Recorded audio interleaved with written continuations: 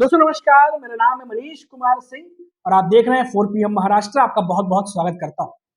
दोस्तों लोकसभा में वक्त संशोधन बिल पास होने के बाद अभी राज्यसभा में काफी ज्यादा उस पर गहमा गहमी मची हुई है। राज्यसभा में जो है वो अभी डिस्कशन चल रहा था। इस दौरान संजय राउत भी जो है वो हमलावर दिखाई दे रहे हैं और प्रफुल्ल पटेल ने भी कुछ ऐसा बयान दे दिया जिसने संजय राउत को भड़का दिया।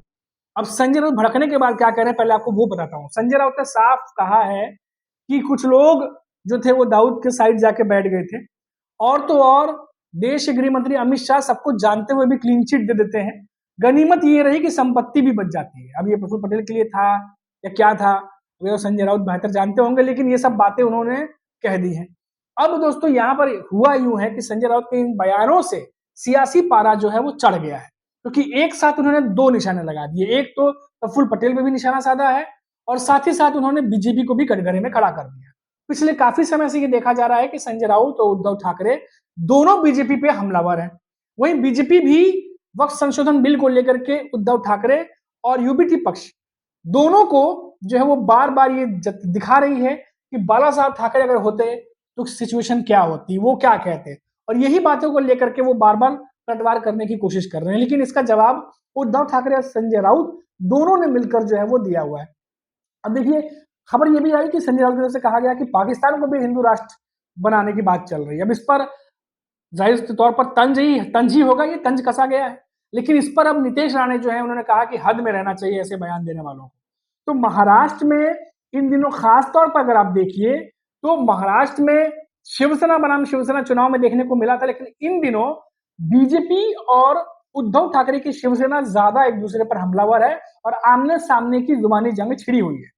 अभी कुछ दिनों पहले याद होगा आपको कि किस तरीके से उद्धव ठाकरे ने वक्त संशोधन बिल पर भी जो अपने स्टैंड रखा था और कहा था कि कुछ दिनों से लगातार ये बातें उठ रही हैं कि भाजपा को मुस्लिमों की चिंता कुछ ज्यादा ही होने लगी है और खासतौर से जमीन को लेकर के। अब संजय राउत जो है वो कह रहे हैं कि क्या वाकई में ये फिक्र है या फिर वक्त के जमीन पर नजर है और जमीन का मामला है ये, जो अब वक्त संशोधन बिल के जरिए उस पर जो है वो किसी तरीके से उस पर काम करने की कोशिश बीजेपी कर रही है। अब लगातार देखिए कोहराम मचा हुआ है दोनों साइड से, सत्ता विपक्ष और दोनों के नेताओं ने दूसरे पर हमला करना शुरू कर दिया है। लेकिन आज संजय राउत ने जो बातें कही हैं अब वो हेडलाइन बन रही है।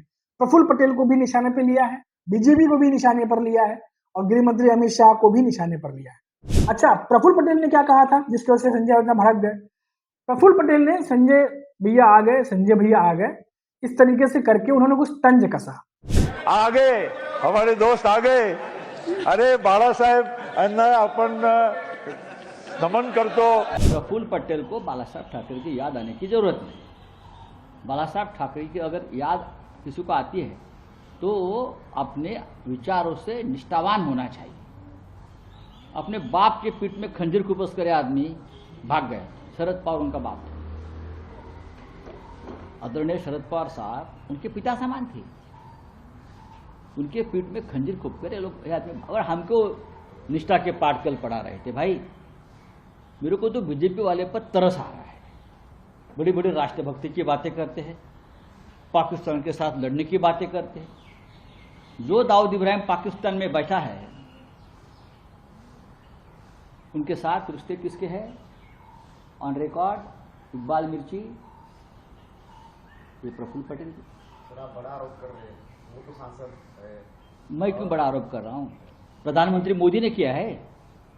प्रधानमंत्री मोदी ने डिफेंस की जमीन हड़पने का आरोप किस पर किया था? अशोक राव चौहान। मिर्ची के साथ व्यवहार का आरोप किसने किया था? प्रफुल्ल पटेल के ऊपर मोदी जी ने किया। दोनों आज बीजेपी में है। ईडी का चार्जशीट पढ़ ली, ईडी का चार्जशीट पढ़ लीजिए। यहाँ आकर चाटुगिरी करके वो पूरे आरोप से मुक्ति मिली। वो इसलिए तो डर कर भाग गए। हम डरने वाले नहीं, हम हमारे पार्टी में जो हमारा रंग था ओरिजिनल उनके साथ रहे। प्रफुल्ल पटेल जी ने कितने बार रंग बदला है, क्यों बदला है, किसके लिए बदला है, ये खुलासा वो करेंगे। तंज कसने को लेकर के क्योंकि लगातार बार बार महाराष्ट्र में यही बात उठ रही है, क्योंकि वक्त संशोधन बिल, क्योंकि आपको पता है कि शिवसेना जो है वो हिंदुत्ववादी पार्टी है। बाला साहब ठाकरे जो हैं वो हिंदुत्ववादी विचारधारा के थे। अब ऐसे में वक्त संशोधन बिल का अगर उद्धव ठाकरे सपोर्ट कर रहे हैं, संजय राउत सपोर्ट कर रहे हैं, तो बार बार बीजेपी ये दिखाने की कोशिश कर रही है कि हिंदुत्ववादी पार्टी जो थी वो क्यों सपोर्ट कर रही है, वो मतलब खिलाफ में क्यों है वक्त संशोधन बिल के। अब इसी चीज को लेके उद्धव ठाकरे ने बीजेपी पे तंज किया।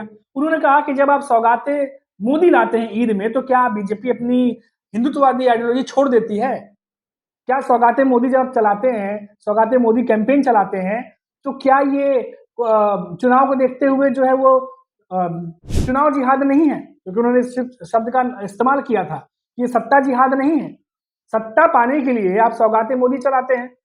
और ये भी कहा था कि सौगातें मोदी में तो ये दिलचस्प बात होगी कि जो बीजेपी के नेता जो मुस्लिमों पे तंज कसते हैं, वही जब इस कैंपेन में हिस्सा लेंगे और किट बांटेंगे, तो देखना होगा कैसे बांटते हैं। तो ये जो हिंदुत्ववादी जो विचारधारा है या हिंदुत्ववादी जो एक मुद्दा बना हुआ है इस समय, बीजेपी चाह रही है कि हिंदुत्ववादी जो एक इमेज है शिवसेना की वो तोड़ी जाए। वही उद्धव ठाकरे भी बीजेपी के साथ वही करने की कोशिश कर रहे हैं जो बीजेपी उनके साथ करना चाह रही है। और यही इन दिनों देखने को महाराष्ट्र की पॉलिटिक्स में भी मिल रहा है और जो राज्यसभा में भी देखने को मिल रहा है। अब प्रफुल्ल पटेल, संजय राउत दोनों आमने सामने आ गए इस चीज को लेकर के।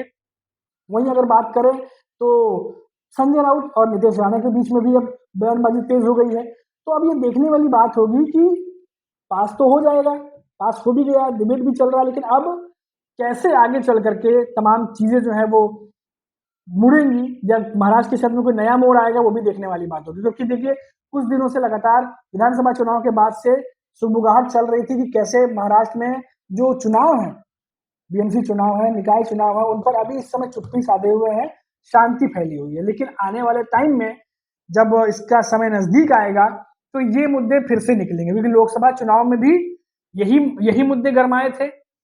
बीजेपी ने जो शिवसेना उद्धव ठाकरे की जो इमेज है उसको तोड़ने की कोशिश की थी। जो हिंदुत्ववादी जो इमेज है, बार बार ये कोशिश की जाती दिखाने के लिए कि अब उद्धव ठाकरे नहीं रहे, उनकी जो शिवसेना पहले हुआ करती थी वो शिवसेना नहीं रही। उसी तरीके से विधानसभा में भी करने की कोशिश की गई थी। और अब उद्धव ठाकरे भी वही चीज अब बीजेपी के साथ कर रहे हैं, क्योंकि बीजेपी भी अब, जैसे मैंने आपको बताया कि सौगाती मोदी जो कैंपेन चलाया गया था, भले ही जानकार ये कह रहे हैं कि इससे कुछ फायदा बीजेपी को बिहार के चुनाव में मिल जाएगा। अब उससे मिलेगा या नहीं मिलेगा वो तो दूर की बात है, लेकिन विपक्ष को, खासतौर से उद्धव ठाकरे को मौका जरूर मिल गया है कि वो बीजेपी पे भी पलटवार करे। जो बीजेपी ने उनके साथ किया वही वो उनके साथ अब कर रहे हैं। अब उद्धव ठाकरे के पिछले एक हफ्ते के जो बयान आए हैं उसको अगर आप देखेंगे या उसको पढ़ेंगे उन स्टेटमेंट्स को, तो वो हर जगह इस बात पर जोर दे रहे हैं कि क्या इन कैंपेन्स के जरिए बीजेपी ये दिखाना चाह रही है कि उन्होंने हिंदुत्व को त्याग दिया है, क्या वो भी अब अपनी अलग राजनीति कर रहे हैं, या फिर सत्ता में आने के लिए जो बन पड़ेगा वो बीजेपी करेगी। इन्हीं बातों पर उद्धव ठाकरे लगातार जोर दे रहे हैं। और अब बीजेपी जो है वो बार बार एक ही चीज दोहरा रही है कि क्या वक्त संशोधन बिल के खिलाफ अगर उद्धव ठाकरे उनकी पार्टी है तो बार बार बाला साहब का नाम लेकर के उनसे जोड़ के दिखाया जाए कि क्या वो होते तो क्या ये चीजें उन्हें मंजूर होती। तो ये तमाम चीजें जो है वो महाराष्ट्र में इन दिनों चल रही हैं। फिलहाल अभी के लिए इतना ही। आप देखते रहिए 4 PM महाराष्ट्र। नमस्कार।